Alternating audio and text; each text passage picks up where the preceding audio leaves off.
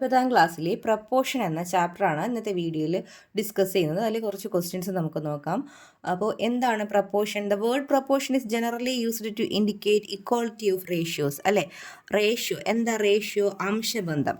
അംശബന്ധങ്ങളുടെ തുല്യത കാണിക്കുന്നതിനാണ് പ്രപ്പോർഷൻ അഥവാ അനുപാതം എന്ന വേർഡ് നമ്മൾ സാധാരണയായിട്ട് യൂസ് ചെയ്യുന്നത്. ഇപ്പോൾ ഞാൻ ഇവിടെ ഒരു റേഷ്യോ എഴുതാം. ഒരു റെക്റ്റാങ്കിളിൻ്റെ നീളവും വീതിയും തമ്മിലുള്ള റേഷ്യോ 4:3 എന്നതാണ്. ലെങ്ത് ഈസ്റ്റ് ബ്രെഡ്ത്ത് എന്ന് പറയുന്നത് 4:3 ആണ്. എന്താണ് ഈ റേഷ്യോ കൊണ്ട് അർത്ഥമാക്കുന്നത്?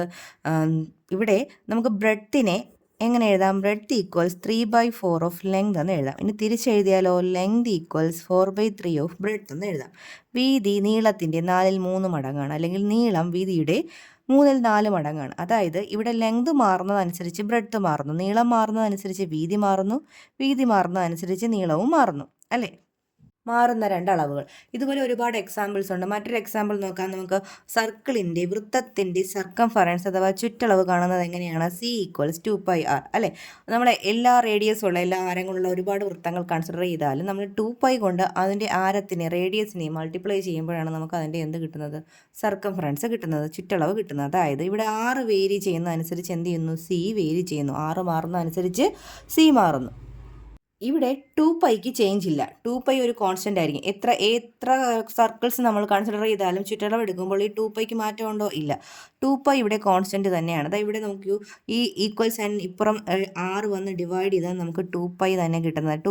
2π ഒരു കോൺസ്റ്റൻ്റ് അല്ലേ. അപ്പോൾ മാറാത്ത, ചേഞ്ച് ഇല്ലാത്ത, മാറ്റം സംഭവിക്കാത്ത ഈ ടേമിനെ നമ്മൾ വിളിക്കുന്നത് പ്രൊപ്പോർഷണാലിറ്റി കോൺസ്റ്റൻ്റ് എന്നാണ്.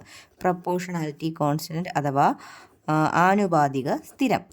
പ്രൊപ്പോർഷണാലിറ്റി കോൺസ്റ്റൻ്റ് അഥവാ ആനുപാതിക സ്ഥിരം. ഇത് ജനറലായി എങ്ങനെ പറയാം?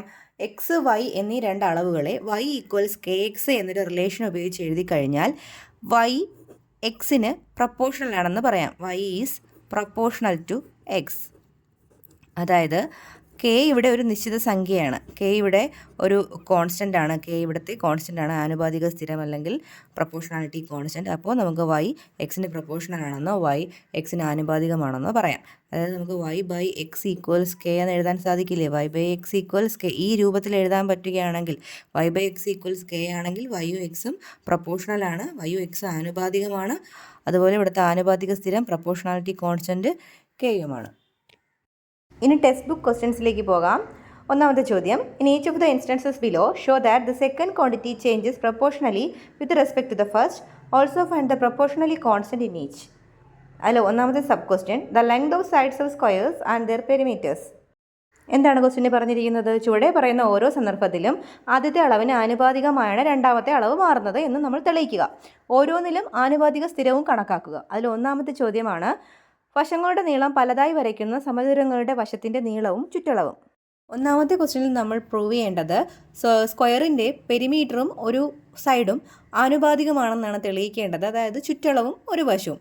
അതിന് നമുക്ക് പെരിമീറ്റർ കാണാനുള്ള ഫോർമുല എഴുതാമല്ലോ. എങ്ങനെയാണ് സ്ക്വയറിൻ്റെ പെരിമീറ്റർ കാണുന്നത്? Perimeter equals 4 × 1 side. അറിയാമല്ലോ, 4 × 1 സൈഡ്.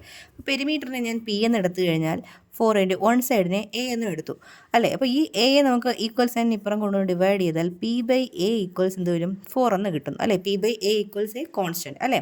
ഇവിടെ P changes proportionally with respect to the length of the side of the square. സ്ക്വയറിൻ്റെ സമചതുരത്തിൻ്റെ വശത്തിൻ്റെ നീളത്തിനനുസരിച്ച് ചുറ്റളവും മാറുന്നു. P changes proportionally with respect to length of the side of the square. Proportionality constant = 4. Second sub ക്വസ്റ്റ്യനായി ചോദിച്ചിരിക്കുന്നത്, the length of wires bend into squares and the length of sides of the squares. പല നീളങ്ങളുള്ള കമ്പികൾ വളച്ചുണ്ടാകുന്ന സമചതുരങ്ങളിൽ കമ്പിയുടെ നീളവും വശത്തിൻ്റെ നീളവും. രണ്ടാമത്തെ sub question, പല നീളങ്ങളിലുള്ള കമ്പികൾ വളച്ചുണ്ടാക്കുന്ന കമ്പിയുടെ നീളവും അത് വെച്ച് നിർമ്മിക്കുന്ന സ്ക്വയർ അഥവാ സമചതുരത്തിൻ്റെ നീളവും തമ്മിൽ ആനുപാതികമാണോ എന്നാണ്. അതായത് ഇവിടെ ഇപ്പോൾ L എന്ന നീളമുള്ളൊരു കമ്പി ഉണ്ടായിരുന്നു, അതിനെ വളച്ച് ഒടിച്ച് എന്താണ് ഒരു സ്ക്വയർ നിർമ്മിച്ചിരിക്കുകയാണ്, അല്ലേ. അപ്പോൾ ഈ സ്ക്വയറിൻ്റെ പെരിമീറ്റർ ആയിരിക്കും എന്തിന് തുല്യമായിരിക്കും? സ്ക്വയറിൻ്റെ സമചതുരത്തിൻ്റെ ചുറ്റളവ് എന്തിന് തുല്യമായിരിക്കും? കമ്പിയുടെ നീളത്തിന് തുല്യമായിരിക്കും. ഇപ്പോൾ ഓരോ സൈഡും ഞാൻ S എന്ന് എടുക്കുകയാണ്. ഇതിൻ്റെ ഓരോ സൈഡും S ആണെങ്കിൽ the total length of the wire, വയറിൻ്റെ കമ്പിയുടെ ആകെ നീളം എന്ന് പറയുന്നത് എന്തിന് തുല്യമാണ്? ആകെ നീളം എന്ന് പറയുന്നത് സ്ക്വയറിൻ്റെ പെരിമീറ്റർ അഥവാ ചുറ്റളവിന് തുല്യമാണ്. അതായത് 4 ഇൻറ്റു എസിന് തുല്യമാണ്. അതായത് ഈ എൽ ഈക്വൽസ് എങ്ങനെ എഴുതാം? 4 ഇൻറ്റു എസ് എന്ന് എഴുതാം. എസിനെ താഴെ കൊണ്ടുവന്ന് ഡിവൈഡ് ചെയ്താലോ, ലെഫ്റ്റ് സൈഡിൽ കൊണ്ടുവന്ന് ഡിവൈഡ് ചെയ്താൽ എസിനെ ഡിവൈഡ് ചെയ്താൽ എൽ ബൈ എസ് ഈക്വൽസ് 4 എന്ന് കിട്ടും. അപ്പോൾ l by s equals a constant എന്ന് കിട്ടിയില്ലേ? ഇവിടെ സമചതുരത്തിൻ്റെ വശത്തിൻ്റെ നീളത്തിനനുസരിച്ച് എന്ത് മാറുന്നു? കമ്പിയുടെ നീളം മാറുന്നു. അതായത് എല്ലും എസും ഇവിടെ എന്താണ്? പ്രപ്പോർഷണലാണ്. ഇവിടുത്തെ പ്രപ്പോർഷണാലിറ്റി കോൺസ്റ്റൻ്റ് ആരാണ്? 4. Proportionality constant equals 4. Third part question. The number of rotations of a circle rolling along a line and the distance travelled along the line. ഒരു വരയിലൂടെ ഉരുളുന്ന വൃത്തത്തിൻ്റെ കറക്കങ്ങളുടെ എണ്ണവും വരയിലൂടെ സഞ്ചരിച്ച ദൂരവും. മൂന്നാമത്തെ സബ് ക്വസ്റ്റ്യൻ, ഒരു വരയിലൂടെ ഉരുളുന്ന വൃത്തത്തിൻ്റെ കറക്കങ്ങളുടെ എണ്ണവും അത് സഞ്ചരിച്ച ദൂരവും പ്രപ്പോർഷണൽ ആണോ ആനുപാതികമാണോ എന്നാണ് ചെക്ക് ചെയ്യേണ്ടത്.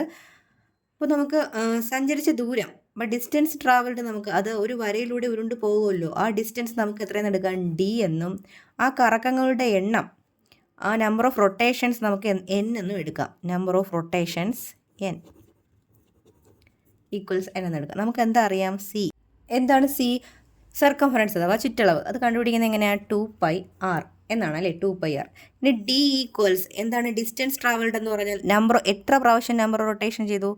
എൻ ഇൻറ്റു സി അല്ലേ? N into C. അപ്പോൾ ഇവിടെ സിയുടെ വാല്യൂ നമുക്കിവിടെ കൊടുക്കാം. സിയുടെ വാല്യൂ എത്രയാണ്? 2πr. 2πr.